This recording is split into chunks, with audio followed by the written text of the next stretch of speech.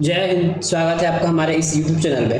आज हम करेंगे छत्तीसगढ़ के प्राचीन इतिहास का एक और चैप्टर, जिसमें हम सरकपुरी वंश, नल वंश, राशि तुल्य वंश और इसके बाद एक सिरपुर का पांडु वंश है, इसको हम कंप्लीट करेंगे PYQ के माध्यम से। जितने भी इसमें प्रश्न बताया जाएगा वो सभी के सभी आपके पुराने एग्जामों में या पिछले एग्जामों में पूछे गए प्रश्न हैं। ठीक है, क्योंकि अभी जो हॉशोर्डन का पेपर होने वाला है उसमें सिलेबस में राजनीतिक इतिहास और मॉडर्न इतिहास के बारे में पूछा गया है। तो सबसे पहले हम इतिहास वाला चैप्टर पूरा कंप्लीट कर लेंगे।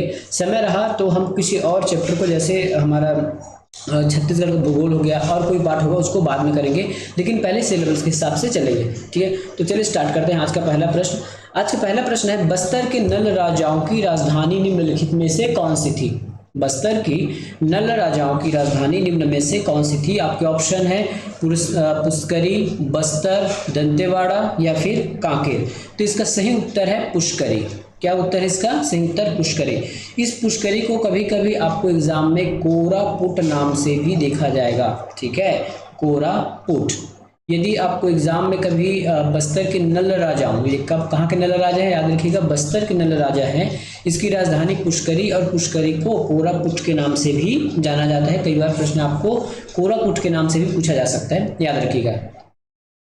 निम्न इनमें से कौन सा शासक दक्षिण कोशल के नल वंश से संबंधित है? इसमें आपको शासकों का नाम दिया गया है, तीवरदेव, बिलासतुंग, हर्षगुप्त, प्रसन्नमात्रा या फिर उत्पल देव। इसमें से कौन सा है जो नल वंश से संबंधित है? तो इसमें जो है बिलासतुंग जो है, ठीक है, ये नल वंश से संबंधित है। अब हम यहाँ नल वंश से संबंधित राजाओं का नाम देख लेते हैं ताकि आपको दिक्कतें ना हो। शिशुक, क्या नाम है? शिशुक। दूसरा है इसमें आपका आ जाएगा व्याघ्रराज, व्याघ्रराज। ठीक है, व्याघ्रराज। तीसरा राजा है इसमें वृषभराज। क्या नाम है? वृषभराज, वृषभराज। ठीक है, चौथा नाम है इसमें आपका वराहराज। जितने राज वाले हैं सभी के सभी बस्तर के नल राजा हैं, वराहराज। ठीक है, वराहराज। पांचवें इसमें राजा हो जाएंगे भवदत्त वर्मन, भवदत्त वर्मन। ठीक है, ये भवदत्त वर्मन हो गया। छठवें राजा का नाम है अर्थपति भट्टारक। मैं अर्थपति लिखता हूं, आप भट्टारक आगे जोड़ लीजिएगा। सातवां है इसमें स्कंद वर्मन। क्या नाम है इसका? स्कंद वर्मन। ठीक है, स्कंद वर्मन इसका नाम है। आठवां इसका स्तंभराज, स्तंभराज। ठीक है, नौवां राजा कौन है इसमें? नंदराज, नंदराज। 10वां राजा इसमें है पृथ्वीराज, पृथ्वीराज। 11वां राजा हो जाएगा इसमें विरूपाक्ष, विरूपाक्ष। और 12वां राजा हो जाएगा, जैसे हमने लिखा है विलासतुंग, तो ये हो जाएगा विलासतुंग।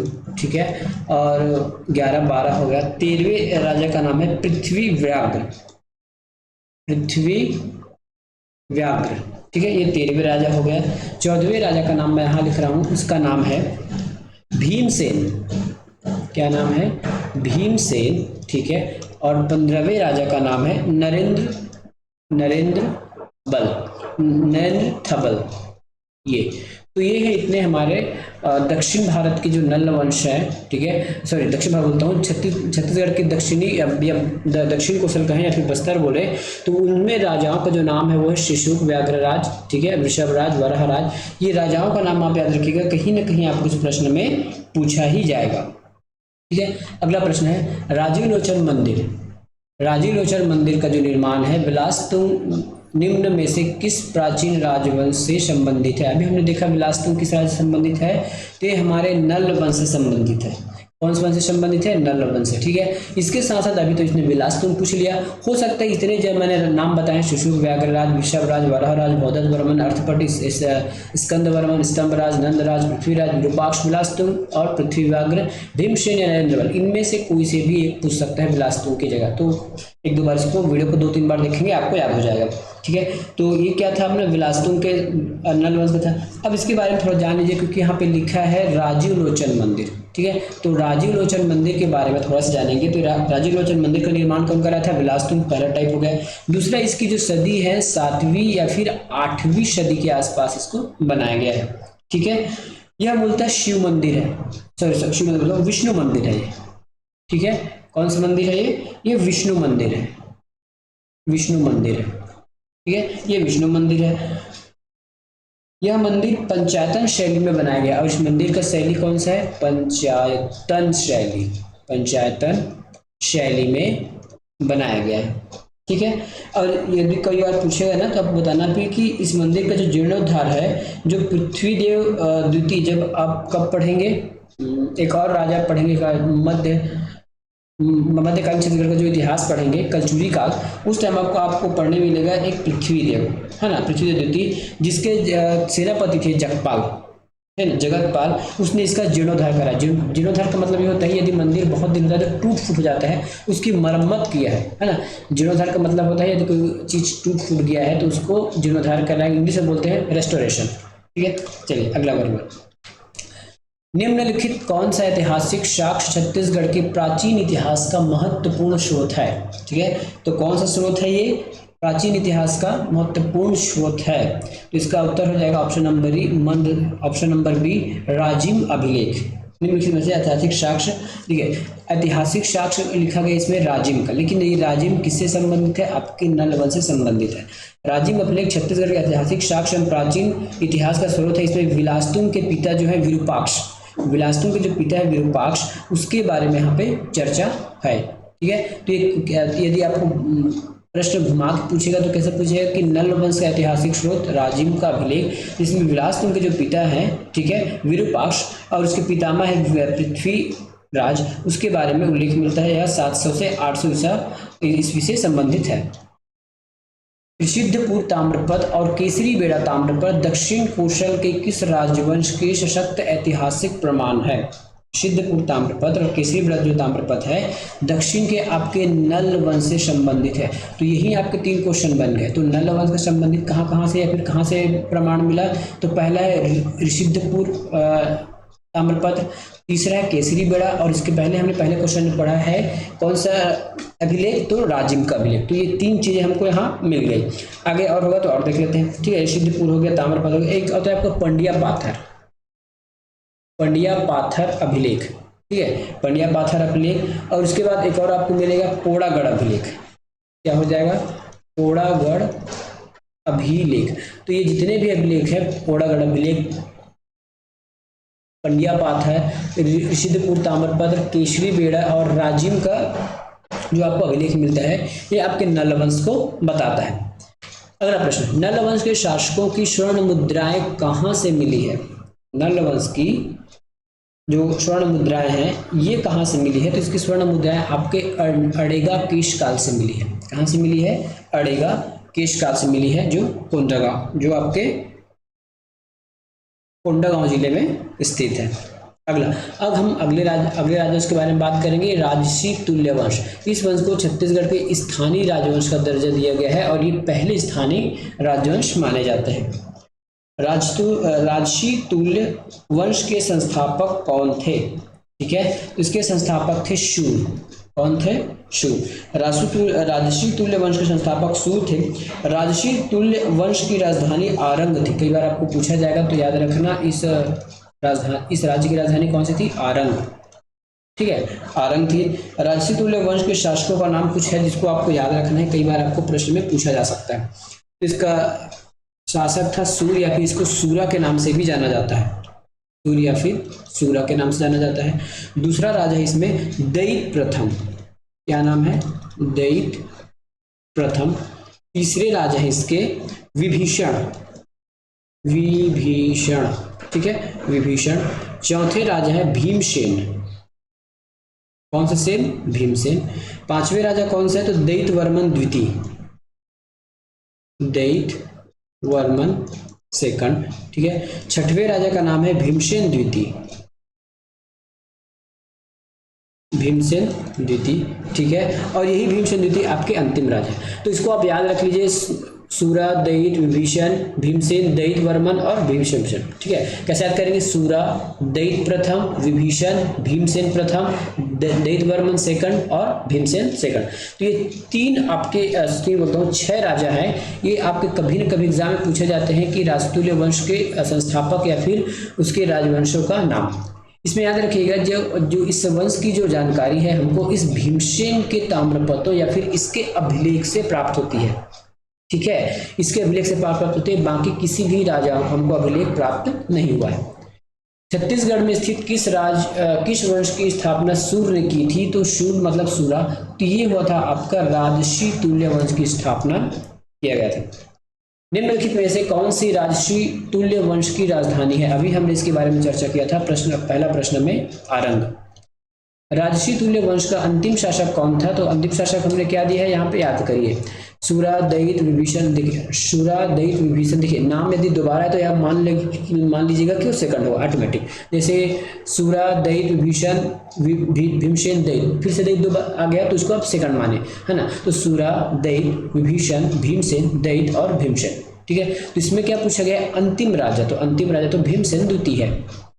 क्या है? भीमसेन द्वितीय है। अंतिम राजा पूछा गया है ना, तो भीमसेन द्वितीय। और प्रथम राजा की बात करेगा तो सूरा या फिर शूर। राजसी तुल्य वंश की जानकारी निम्न अभिलेखों से प्राप्त होती है। तो ये होता है आपके भीमसेन द्वितीय के जो आरंग ताम्रपत्र है वहीं से प्राप्त चलता है, जहां से इसकी राजधानी थी, और किसी भी राजवंश से इसकी जानकारी हमको नहीं मिलती है। और इसी ताम्रपत्र में उसके पूरे राजा, महाराजा और कार्यों का उल्लेख मिला है। अब अगला पढ़ते हैं शरभपुरी राजवंश। शरभपुरी राजवंश क्या है हमारा? इस क्षेत्र में 5वीं-6वीं शताब्दी में शासन करने वाला शासक प्रसन्नमात्र किस वंश से संबंधित था?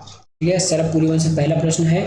इस क्षेत्र में 5वीं-6वीं शताब्दी में शासन करने वाला शासक प्रसन्नमात्र किस वंश से संबंधित था? इसका उत्तर है शरभपुरी वंश। क्या उत्तर? शरभपुरी वंश। अब शरभपुरी वंश के कुछ शासक हैं, उसको भी हम देख लेते हैं, क्योंकि एग्जाम में कभी न कभी तो पूछे यार। तो इसका प्रथम राजा या फिर संस्थापक है शरभराज। शरभराज ये कौन है? तो इसके संस्थापक हैं इस वंश के। दूसरा राजा इसको देखने को मिलता है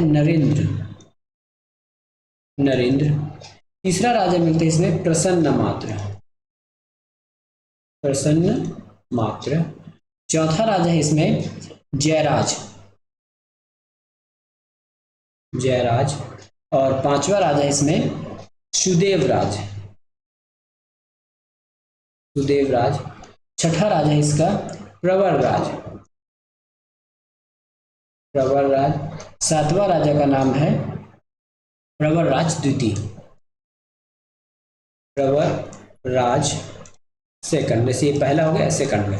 तो 7 राजा इसको याद करने हैं। क्या से? शरभराज जो संस्थापक है, नरेंद्र, प्रसन्नमात्र, जयराज, सुदेवराज, प्रवरराज और प्रवरराज सेकंड। ठीक है, तो इतना आपको याद होना चाहिए। शरभपुरी राजवंश में किस शासक ने स्वर्ण की मुद्राएं अधिक प्रचलित की या फिर अधिक प्रचलित की है? तो याद रखिए इसका ट्रिक है प्रसन्नमात्र। देखिए किसी को यदि सोना मिलता है तो खुश हो जाता है, तो इसका राजा कौन होगा? प्रसन्नमात्र। ठीक है, इसने सबसे ज्यादा स्वर्ण के सिक्के या फिर मुद्राएं जारी की थी। शरभपुरी वंश के शासक जयराज की मुद्राओं में निम्नलिखित में से कौन सा चिन्ह अंकित है? ठीक है, कौन सा चिन्ह अंकित है? तो ये इसके गज लक्ष्मी अंकित है, याद रखिएगा। शरभपुरी राजवंश की मुद्राओं में निम्नलिखित में से कौन सा चिन्ह मिलता है? फिर से दोबारा प्रश्न पूछते हैं। ये प्रश्न आपको पूछा गया था CGPSC में, और ये प्रश्न आपको ARO में पूछा गया था। बाकी ठीक है, 2 बार एक प्रश्न अलग अलग पूछा गया है। इसका भी उत्तर हो जाएगा आपका गजलक्ष्मी। शरभपुरी वंश के शासकों की निम्न राजधानी थी। शरभपुर इसकी राजधानी था, सिरपुर भी था, प्रसन्नपुर था। प्रवरपुर कभी भी इसकी राजधानी नहीं थी। तो 3 राजधानी याद रखिएगा, एग्जाम में कभी पूछ सकता है, शरभपुर, सिरपुर और प्रसन्नपुर। शरभपुरी ताम्रपत्र पर क्या नहीं था? ताम्रपत्र जारी करने की तिथि तो होता ही था, ताम्रपत्र जारी करने स्थान, ताम्रपत्र उत्कीर्ण का नाम या फिर ताम्रपत्र पर चित्र, तो चित्र भी होता था। ठीक है, तो चित्र क्या नहीं होता था? चित्र नहीं होता था जी, क्योंकि गजलक्ष्मी का जो है ना, गजलक्ष्मी का जो फोटो है वो तो होता था, लेकिन चित्र के हिसाब से इसका सही होना चाहिए, क्योंकि इसमें फोटो तो होता था। अब ऑप्शन इसमें दिया गया है आपके ताम्रपत्र जारी करने का वर्ष, ठीक है। जारी करने का स्थान, ताम्रपत्र का लेखक, उत्कीर्ण का नाम। ये ऑप्शन के हिसाब से देखिए ऑप्शन डी को गलत ले लिया गया है कि ये नहीं होता, लेकिन अभी हमने देखा है कि गजलक्ष्मी का फोटो तो होता था ना, इसके नाम से चित्र होता था। तो इस क्वेश्चन को आप मुझे कमेंट करके बताइएगा कि इसमें कौन सा सही है। व्यापम ने इसको डी को सही ले लिया है। अगला प्रश्न, छत्तीसगढ़ में प्राचीन काल में शासन करने वाले शरभपुरी राजवंश का राजधर्म निम्नलिखित में से क्या था? इसका राजधर्म क्या था? राजधर्म थे इसके वैष्णव राज थे, वैष्णव थे। प्राचीन छत्तीसगढ़ के शरभपुरी शासक सुदेव राज ने अपने अधिकारी इंद्रबल को निम्न में से किस पद पर आसीन किया? यहाँ पे लिखा है ना अपने अधिकारी इंद्र, इसको अधिकारी मान लीजिए, ये अधिकारी छुपा हुआ है, अधिकारी है, ठीक है। अधिकारी इंद्रबल राज को निम्न में से किस पद पर आसीन किया था? किस पद पर आसीन किया था? तो इसको होता है सर्वाधिकारीकृत, इस पद पर आसीन किया था। शरभपुरी वंश के कौवा ताल अभिलेख से ज्ञात होता है कि सुदेवराज ने अपने राज अधिकारी इंद्रबल को सर्वाधिकृत पद से आसीन किया था। यदि पूछ दिया जाए कि ये कहाँ से प्राप्त हुआ, तो कौवा ताल अभिलेख है, कौवा ताल अभिलेख से प्राप्त होता है ये जानकारी, ठीक है। अगला प्रश्न, अब हम चलते हैं सिरपुर के पांडुवंश के पास और वहां जितने भी प्रश्न उसको हम कवर करते हैं। प्राचीन काल में इस राज्य के पांडुवंश के निम्नलिखित में से किस शासक ने कोशलाधिपति की उपाधि धारण की थी? कोशलाधिपति की उदाहरण देखिए, इतने बार प्रश्न पूछा गया, 21 में, 17 में, 16 में, लगातार आपको 3 साल देखने को मिल रहा है, ठीक है। तो उस राजा का नाम बताना है जिसने अपने नाम के बाद एक पद लिखा था जिसका नाम है कोशलाधिपति, ठीक है, कोशलाधिपति। तो ये थे हमारे महाशिव तीवर देव। इन्होंने क्या नाम रखा था? शकल, इसको कोशलाधिपति या फिर इसी को सकल कोशलाधिपति का नाम से भी जाना जाता है, ठीक है। और इसने एक और पदवी रखी थी, उसको याद रखिएगा, परम वैष्णव, ठीक है। परम वैष्णव करके भी एक उपाधि होता है, उसको भी धारण किया गया था इनके द्वारा। इसके साथ जो नंदराज द्वितीय है, जो हमने इसमें पढ़ा था, नंदराज है ना, नंदराज एक द्वितीय है इसी शासनकाल के, उसने कोसल मंडलाधिपति की पदवी धारण की थी। क्या थी? कोसल मंडलाधिपति। इसका मतलब है कि वो जिस स्थान पर रहते थे उसको कोसल कहते थे, और उसके मंडलाधिपति मतलब उस क्षेत्र का अधिकारी या फिर स्वामी। प्राचीन छत्तीसगढ़ के पांडुवंश के निम्नलिखित किस शासक ने मौखरी राजकुमारी वास्टा से विवाह किया था? तो इसका उत्तर है हर्षगुप्त। छत्तीसगढ़ के पांडुवंश के प्रतापी शासक जो हर्षगुप्त थे, मौखरी वंश के एक राजकुमारी थी वास्टा देवी, इसका नाम था। इन्होंने इनसे विवाह किया, ठीक है। और इसी वास्टा देवी ने हर्षगुप्त की मृत्यु होने के बाद सिरपुर में एक लाल ईंटों का मंदिर बनाया, ठीक है, जिसको लक्ष्मण मंदिर के नाम जाना जाता है, जो विष्णुदेव को समर्पित है। इस राज्य के सिरपुर में किस राजवंश के शासनकाल में रानी वास्टा ने इन ईंटों की एक मंदिर का निर्माण कराया? तो कौन से वंश में कराया था? ये पांडुवंश में कराया गया था। कौन से वंश में? पांडुवंश में। सिरपुर में स्थित लक्ष्मण मंदिर के निर्माण में निम्न में से किसका प्रमुखता प्रयोग किया गया है? तो किस चीज का प्रयोग किया है? इसमें लाल ईंटों का प्रयोग किया गया है। इसमें ईंट लिखा है लेकिन कभी कभी आपको लाल भी दिखेगा, मतलब कलर बताया गया है। ईंट तो है लेकिन कौन से कलर का ईंट है? लाल रंग के ईंटों का।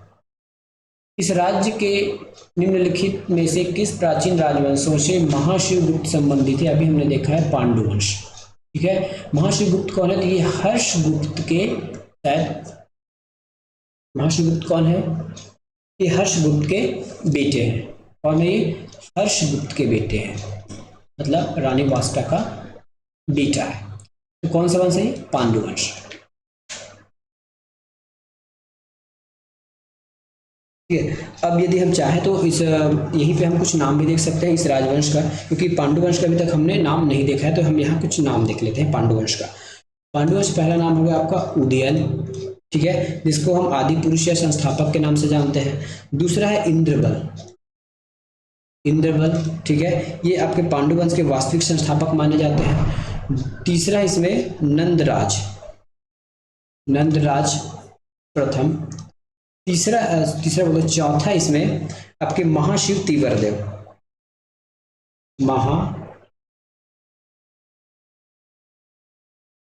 महाशिव तीवरदेव, ठीक है। और पांचवा राजा है इसका नंदराज द्वितीय, नंदराज सेकंड। और छठवा है इसमें चंद्रगुप्त, चंद्रगुप्त। सातवां इसमें हर्षगुप्त, ठीक है। और आठवां राजा है इसका पुत्र महाशिवगुप्त, महाशिवगुप्त। देखिए यहाँ पे दो नाम है, महाशिवगुप्त और महाशिव तीव्रदेव, ये दोनों अलग अलग चीजें याद रखिएगा। और सबसे ज्यादा प्रतापी माने जाते हैं महाशिवगुप्त। सिरपुर के पांडु वंश के महाशिवगुप्त बलार्जुन का धर्म क्या था? तो इसका कौन सा धर्म था? ये शैव धर्म के थे। कौन सा धर्म के थे? शैव धर्म के थे। फरौद के लखनेश्वर मंदिर में प्राप्त पांडुवंशी अभिलेख में इंद्रबल तृतीय के किस पुत्र का नाम है? इंद्रबल तृतीय के किस पुत्र का नाम है? तो उसमें वहां पे आप जाके देखना, मैं एक बार जाके देखा हूं, वहां ईशान देव का नाम अंकित है। निम्न पांडुवंश राजाओं की उसकी कार्यकाल अवधि के अनुसार आपको बढ़ते क्रम में बताइए, ठीक है। कार्यकाल अवधि के अनुसार इसको हमको बढ़ते क्रम में बताना है। तो सबसे पहले आए थे इसमें इंद्रबल, सबसे पहले तो नहीं है लेकिन ऑप्शन के अनुसार से पहले इंद्रदेव आ जाएगा, इंद्रदेव के बाद आ जाएगा नंदराज, नंदराज प्रथम, उसके बाद आ जाएगा आपका महाशिव तीव्रदेव, ठीक है, 3 और ये 4।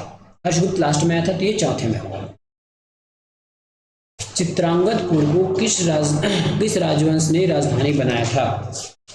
चित्रांगदपुर को किस राजवंश ने राजधानी बनाया था? तो पांडु वंश के राजाओं ने इसको राजधानी बनाया था।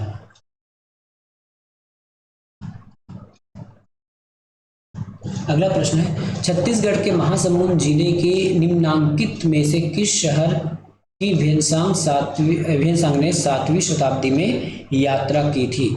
ठीक है, तो किस शहर की यात्रा की थी? तो शिरपुर की यात्रा की थी, ठीक है, शिरपुर की यात्रा की थी। और चित्रांगदपुर का नाम शिरपुर है। चीनी यात्री भेनसांग ने शिरपुर की यात्रा की थी 5वीं में, 6वीं में, 7वीं। देखिए पहले प्रश्न में आपको 7वीं बता दिया गया तो यहाँ आंसर 7वीं शताब्दी ही होगा, ठीक है। तो कई बार आपको PYQ करने से पता चल जाता है कि किस प्रकार से प्रश्न को तोड़ मड़ोड़ कर प्रस्तुत किया जाता है।